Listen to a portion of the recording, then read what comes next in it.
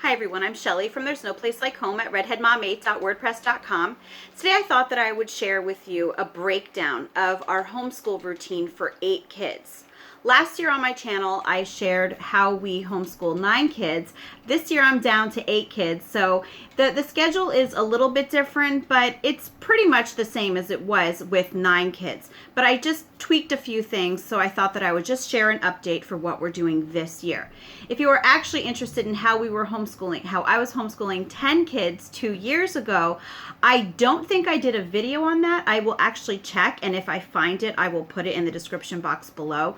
But if I did not do a video on that, I do know that I wrote a blog post about that. So I will link that if you're interested in how I managed to do 10 kids at once. So anyway, the first thing that I should really point out about our homeschool routine is that we operate on a Sabbath day or a Sabbath homeschool schedule, which is basically 6 weeks on, 1 week off, and then 6 weeks off around Christmas time and 6 weeks off around the summer. During that time, during the time that we are actually doing school, we actually have our typical routines 4 days out of the week, and the 5th day is reserved for nature study day, and we also do what I call life skills day, which is actually we just pick a room in the house that really needs a good deep clean, and we deep clean together that one room, and then we go out and do our nature study. So I'm not really going to talk much about our nature study day today. What I'm going to talk about today is how we do school on those other 4 days of the week. So now, one of the most important things that I have learned as a homeschooling mom of many is that if you cannot handle homeschooling all of your kids at exactly the same time, like all around the table or all learning the exact same things all together, you don't have to do it, and you don't have to feel guilty about that. There was a time that I actually did try homeschooling all of my kids together, and it was really nerve-wracking for me because I found that, you know, if I would always have some kids needing help, and then someone else would need help right away, and then another one would need help right away, and sometimes I honestly felt like I was pulling my hair out, and I am not homeschool supermom. No way. So what I actually found that I had to do, and what has worked wonderfully for us for years now, is that I break my kids into groups, the littles, the middles, and the teens. And that has helped me immensely. Now, first of all, I should point out that if this is your first time to my channel, I have shared within the past month or two some day in the life homeschool videos of our homeschool routine. I had one day in the life homeschool video of me doing school with the littles, another one of me doing school with the middles, and then another one with me doing everyone together. I didn't do a separate one for the teens because they do most of their work by themselves, and there really wouldn't be much to film for that. So if you want to see what it looks like in real life, I will link those videos in the description box below too. But for those of you who have seen those videos, I just thought that it would be easier for me to get into the details of what we actually do if I just sit here and tell you what it is, because sometimes while you're seeing the kids in action, it can be hard to really understand what is exactly going on at that time, and that's what I'm going to be talking about today. So getting back to me grouping my kids. The littles and the middles, since they are the ones who take up the bulk of my attention, what I do with them each day is alternate. Now, when I say that I alternate, I don't mean that I have littles doing school one day and then middles doing school the next day and then littles. They're both groups are doing school every single day. But what my littles and middles are alternating is that one day, my littles might be just working on their 3 R's and then spending the rest of the day on self-directed learning, while my middles will be doing their 3 R's, plus they will be doing a unit study together. The next day then, my middles might be the ones doing just the 3 R's and spending a lot of time on self-directed learning the rest of the day, while my littles are usually working through Beautiful Feet books and still doing their 3 R's.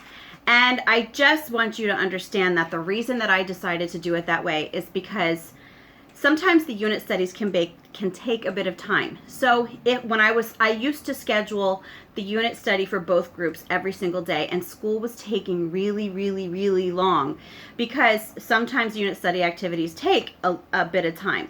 So I found that it's easier for us if we do 3 hours one day and then the next day do unit study and just alternate between the groups of kids. I hope this is making sense to you. It makes complete sense if you see it here in our house. Okay, so anyway, I'm just gonna go get started on my breakdown of our routine each day. So the very first thing that we do is a call to homeschool song. Now in the morning, actually, you know what? Let's go back before that. Usually about half an hour before we start homeschooling, we will all work together, the littles, middles, and I will work together to straighten up the living room, dining room, and kitchen. Not do like an intensive cleaning, but just get it straightened up to the point that I won't feel like I'm going crazy looking at a mess while I'm doing school with the kids. I like to have it presentable when we start school. So yeah, half an hour before we start school, we do all work together just to do a quick pickup. Then at 10 o'clock, that's when I start our call to homeschool song. I used to just, tell the kids, hey kids, it's time for school. But I actually found this, originally I heard of it on The Unlikely Homeschooler, Jamie Erickson. And then she actually told me, I think that she had gotten it from Pam Barnhill. I'm not positive, but I'm pretty sure that's who it came from. But I love the call to homeschool song because rather than like yelling for your kids to come downstairs and everything, they hear the song and they know that it is time to come downstairs, and wherever it is that you start your day, we start our day in the living room, that is where they need to go. My kids also know that during the call to homeschool song, that is also their time that they need to find their Bibles for when we do our Bible reading together. So this, and you know what, and a lot of times my younger kids will be dancing around too, getting the last of their wiggles out, which I'm okay with, unless they go overboard. I do tell them not to get completely wound up while doing their call to homeschool song. It's okay to get the wiggles out, but at the same time, don't get so wound up that you're not able to sit for devotions, which actually comes right after the call to homeschool song. So yeah, we do devotions together with the littles, the middles, and one of my teens. My 14-year-old, she does devotions with us together. My 16-year-old actually chooses to do personal devotions, mainly because she sleeps later than the rest of us do, and I'm okay with that. So we do our devotions together, and then that is when my two littles, my kindergartner and my second grader, will go up to their room or go play somewhere quietly while we really get started on our day. Most days, the middles and I will actually do Bible together, which is not a Bible curriculum. We are actually reading the Bible together. Right now, we are reading through the book of Matthew, and I think that we're getting to the end of chapter 26 right now.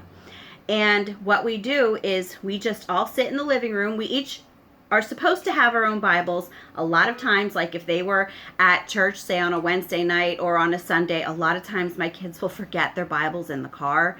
And then my husband takes the car to work, so they don't have it. Then we end up sharing. But anyway, typically we have our own Bibles, and we will sit and we will take turns just reading one verse at a time, just like going around the room until we read a specific passage that I had wanted for us to read that day. And then a lot of times I will talk about it with them afterwards about what they were reading.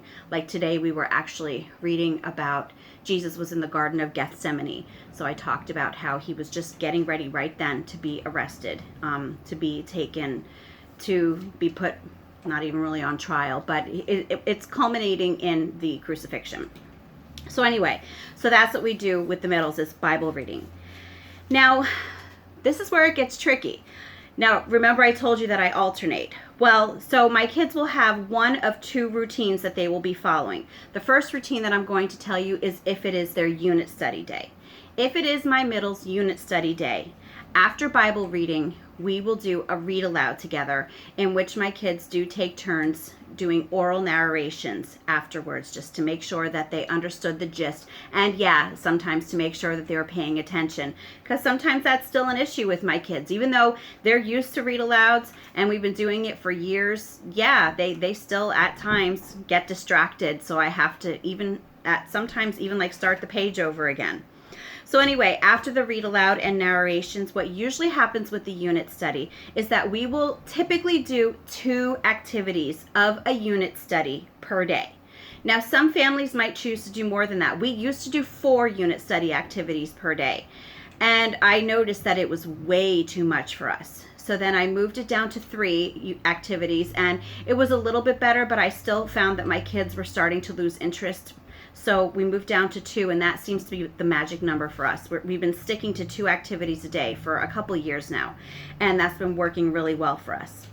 So after those 2 unit study activities, my kids will do spelling, which is honestly just 3 times each every day.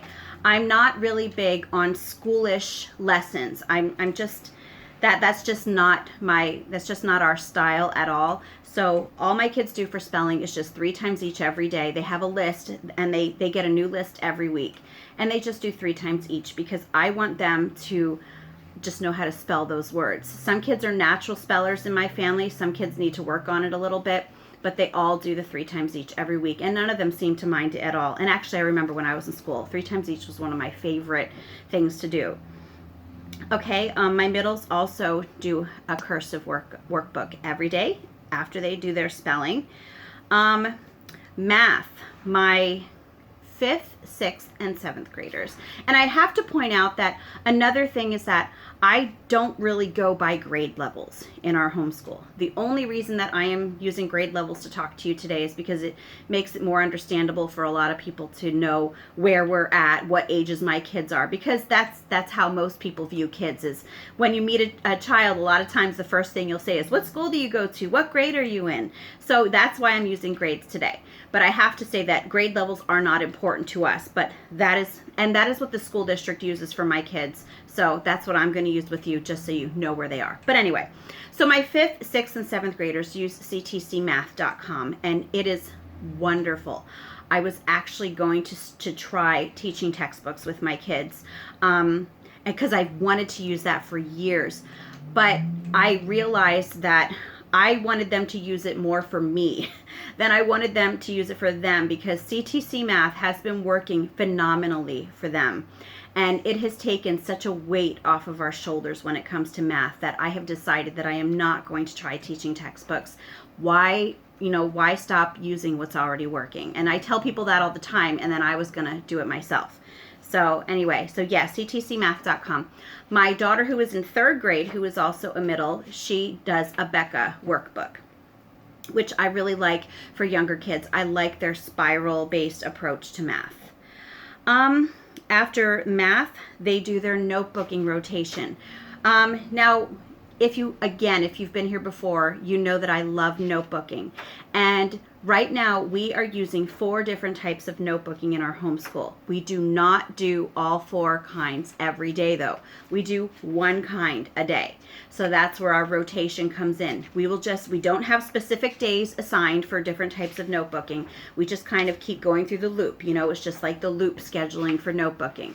So on our notebooking rotation is copywork, journaling, animal notebooking, and unit study notebooking. So that's all that we do, is just what comes next. We don't have a specific day. So they will do their notebooking rotation after they're done with that, and then their silent reading. Now, I do want to point out that on their unit study days, a lot of times their activities that they're doing for their unit studies will include language arts, or it will include math. So if it does include either of those subjects, I do not make them do their CTC or a Becca Math for the day, or I don't make them do their notebooking rotation for the day, because they've already had, the language arts and the math portions covered for that day. So that is what a unit study day will look like for our middles. If by chance it's one of the days that my littles will be doing their more intensive day, what my middles will be doing is what I call the 3 R's and self-directed learning. So on those days, we still start out with Bible usually, always start out with Bible. And then what usually ends up happening is sometimes I will do a read aloud with the kids, and sometimes I'll change things up and do Mad Libs. My kids really like doing Mad Libs. I do not approach grammar at all really until high school, getting really, really into grammar. I know that a lot of people start grammar all the way back in elementary school, but I just don't think it's necessary. So what I do to to help my kids brush up, just at least on knowing the parts of speech, is that we do Mad Libs, and we really have a lot of fun together with that. After we do either the read aloud or Mad Libs, then they will just go back basically to the same routine that they do after the unit study. So basically what they're doing is skipping the unit study portion, and they're going right to spelling and cursive and math and the notebooking rotation and silent reading. So if you have any questions at all, just leave one in the comments, because I know that I'm like throwing a lot at you right now. And also, I do want to point out that I actually was going to get out all of the curriculum that I use for all of my kids, but I realized that if I did that, this video would probably be as long as one of our actual homeschool days was, and I don't want to do that to you. So what I'm going to do is I will just leave a list in the description box of the major curriculums that we use and links to them if you would want to check them out for yourselves. Okay, so that takes care of my middles. So after my middles are done, it's usually, now we start the call to homeschool song at 10. Middles are usually done around 12. Sometimes a little bit before that, sometimes a little bit after that, but the average is around 12 o'clock. So then at 12 o'clock, my middles will go off and just go about the rest of their day, and my littles will start their homeschool day. But they will only go from 12 to 12:30. We do stop at 12:30 for a lunch break. So usually between 12 and 12:30, what I will do with my littles is just I will read a Bible story to them. We will have some sort of a read aloud. Now, on just the 3 R's days for them, after their read aloud, they alternate between either reading or phonics. They don't do reading and phonics every day. They do reading or phonics. So they'll do reading one day, phonics the next, then reading, then phonics. And I do have to say that right now, my kindergartner is using Reading Eggs online, and she's also doing the workbook. So after their reading and phonics, they will do math, and my second grader does spelling. I do not do spelling with my kindergartner. I just don't approach it yet at that age. And then the rest of their day is self-directed learning.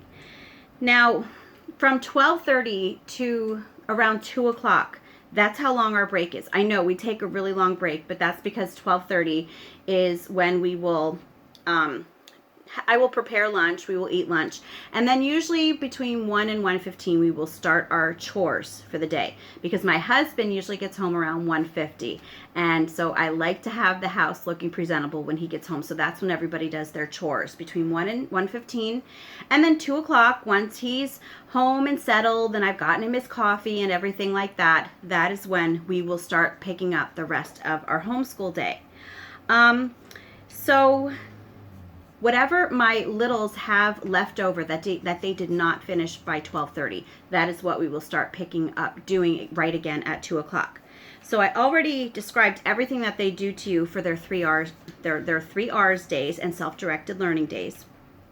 And so now I'm just going to go on to what they do on their Beautiful Feet Books days, because that's what they use right now. So that's what we call it, Beautiful Feet Books days. So on those days, they again start out with Bible. Then we will read aloud either the book that comes with the Beautiful Feet Books lesson for the day, or we will try to read some sort of related books. The guide for Beautiful Feet Books, it gives a lot of books for you to get at the library. I think it calls them library connections for you to get. So that's what we will typically try to read if I can find them on the days that Beautiful Feet Books usually has a book for you to read for every lesson. But every once in a while, there's no specific book for that day's lesson. But anyway, it's some Beautiful Feet Books related book for the read aloud on this day. After that, they will do a lesson of Beautiful Feet Books. And the lessons of Beautiful Feet Books, I love it because they are very gentle, and it's a literature-based approach, and I just think that it's the perfect way for kids at this age to read, and it is not just giving them too much seat work. So like a lot of times their Beautiful Feet Books lessons might just be reading a book and then having a discussion about it afterwards, asking them questions, seeing if they understand, what the book was all about, maybe talking about the moral of the story. Sometimes it will include a video for you to watch on YouTube. The videos are usually 3 or 4 minutes long at the most. Some of them are 1 minute long. And other times they might give you animals for your kids to learn about, and then they have little cutout printables to put in the back of the notebook. But yeah, I'm getting all into this Beautiful Feet Books because I love it so much. I'll just leave the link to my review of it below before I go all into what Beautiful Feet Books is like. But yeah, that's what they do on that day. And then again, after that, they just do either their reading and phonics or their math. Either they're reading and phonics, and then they do math, and my second grader does spelling. Now, same as with my middles, if their Beautiful Feet Books lesson for the day includes language arts, for example, sometimes it will include copy work, or sometimes they will have to write down facts about animals that they learned about that day. If they have to do anything like that, I do not have them do their reading or phonics for the day. Beautiful Feet Books doesn't typically include math, so my littles don't get to skip their math routines very often, which I should add, they both use Abeka. But when we get to other unit studies, if that would be the case, that it would cover their math for the day, then they would just skip math. But that is the routine for my middles and littles, and again, that is where I am needed the most. I am usually finished homeschooling my middles and littles, and now keep in mind this is 6 kids. I have 4 kids in middles and 2 in littles. So I'm usually finished homeschooling 6 kids around 2:30, 3 o'clock at the latest. So yes, again, this is relaxed homeschooling. And while I say that, they do 3 R's and then they do self-directed learning, really my kids have an ample amount of time to do self-directed learning every day, because they are not sitting at a table for 6 hours a day doing schoolwork. It's just that on their 3 R's and self-directed learning days, they have even more time than they usually do. Because for me, following their interests is probably going to be the part of their education that impacts them the most and that they are going to remember the most. So that's why it is so important to me that we get that in every single day. I don't ever want to bog them down with things that I honestly know they're not going to remember in the future. Okay, so now my teens, I'm going to talk a little bit about them, but again, I don't really do a whole lot with them. I have one in 9th grade this year and one in 11th grade, and they both pretty much make their own schedules. I write down on the whiteboard what they have to do every day, just basic things, and they just get them done whenever they want, as long as they are done by the end of the day. The only stipulation that I do tell them is that if they think they're going to need help with math, then I do tell them that they have to come to me by 6:30 in the evening if they want help with math, just because 7 o'clock is when I start doing all of my at-home work, all of my blog work and all of my YouTube work and all of that stuff. I start at 7. So I always tell them, if you think you're going to need help with math, you need to come to me by 6:30, because if I don't get started by 7, I don't feel like being up till past midnight doing everything. So, and I should add that CTC math is also huge for our teens as well. Now, my 9th grader and 11th graders, I'll just go over what they do every day, what I assign to them, because even though they're both teens, they both have very, very different learning styles. So their homeschool days don't really look very similar. So I'll start with my 9th grader. I did say earlier that she does devotions with us, with the middles and the littles, because she's awake at that time. So the rest of, now my daughter, her name's Kaylin, she is very, very hands-on. She is very, very creative. She is all about exploring and discovering and building. So she is what I call my almost unschooler, because the only things that I actually assigned for her to do are silent reading, which she would probably do anyway, but I put it up there just to make myself feel better. Notebooking, which she chooses what she is going to notebook about each day. actually, she and my 11th grader, they both do interest-led notebooking. They pick one topic and they focus on that one topic for a while, and that basically becomes like their own research project over a long amount of time, is that notebook for that topic. And then she does CTC math. And yeah, the rest of her time she spends just really keeping herself busy. You know, it's amazing seeing the things that she comes up with. Sometimes she'll go for a run. She likes to go for walks to the park or for walks to the creek. She will bake. She likes to do a lot of baking. She will make things for the kids all the time. Like sometimes she might make them. The other day she made them like well over 100 paper dolls. Sometimes she'll be making them things out of clay. That's another thing. She actually makes her own homemade clay. So she does that as well. And she writes stories. She makes her own illustrated books. So she constantly keeps herself busy. So that is really all that I assign to her. Assigned to her are just those three things: silent reading, notebooking, and math. Because she's covering so much stuff on her own. Now, my daughter Ariana, who is in 11th grade, she really prefers for me to write down what she should do. Not specifically what she should do, but just basically a keyword to get her motivated to do it. Because I did give her the option of doing what Kaylin does, and she said, no, Mom, I really want you to just let me know what I need to do every day. So that's what I do with her. She is not a textbook learner at all, though. She is definitely very Charlotte Mason led. So her learning is done typically with living books. So what my 11th grader does in her own time, I should add, is personal devotions. She also does silent reading. She does her algebra. She does the interest-led notebooking that I was talking to you about before. I think right now she's actually doing a notebook on medicinal plants, and we found someone at my church who was really into that, and so she said that we could come over to her house sometime and she would just talk to us about that and how to use different things. And so we're really excited about that. Even though she is in 11th grade, my daughter does cursive. Yes, she actually asked for a cursive workbook, the same ones that her younger siblings use. She just likes to do stuff like that.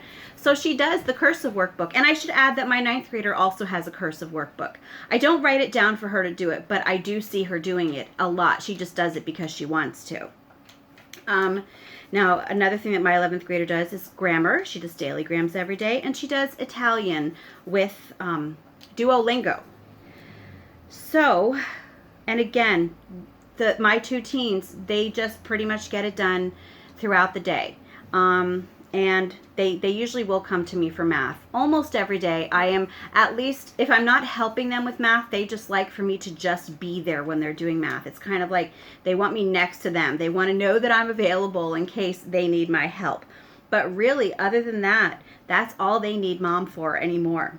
That is it for the breakdown of my homeschool day. It actually went faster than I thought it would.